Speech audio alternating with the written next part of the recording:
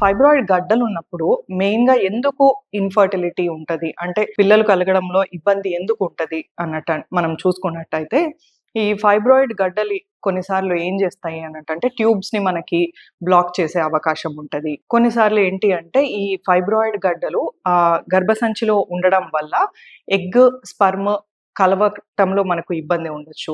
So, egg, sperm కలిసి embryo form అవ్వట్లేదు కాబట్టి వీళ్ళకి ప్రెగ్నెన్సీ రావడంలో ఇబ్బంది ఉండే ఛాన్స్ ఉంటది. కొన్నిసార్లు ఏంటి అంటే ఈ ఫైబ్రాయిడ్ గడ్డ ఉన్నందువల్ల ఎగ్, స్పెర్మ్ కలిసి ఎంబ్రియో ఫార్మ్ అయినా కూడా ఆ ఎంబ్రియో అనేది వచ్చి గర్భసంచిలో ఇంప్లాంట్ అవ్వకపోవచ్చు. అంటే అతకకపోవచ్చనమాట.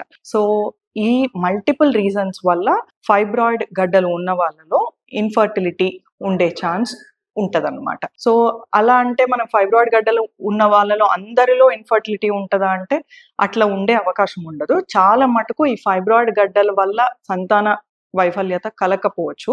బట్ ఒక 1-2% ఆఫ్ ద కేసెస్‌లో ఇవి వాటికి రీజన్ అయ్యే ఛాన్స్ ఉండొచ్చనమాట. సో, ఎప్పుడైతే మనకు ఫైబ్రాయిడ్ గడ్డలు ఉన్నాయి అని తెలిసిందో, మనం ప్రెగ్నెన్సీ ప్లాన్ చేస్తున్నప్పుడు దాని ఎవాల్యుయేట్ చేసుకొని, అంటే ఆ ఫైబ్రాయిడ్ సైజ్ ఏంటి? ఆ ఫైబ్రాయిడ్ లొకేషన్ ఎక్కడ ఉంది? చూసుకొని దాన్ని బట్టి ట్రీట్మెంట్ తీసుకొని ప్రెగ్నెన్సీ ప్లాన్ చేసుకోవడం బెటర్ అనమాట.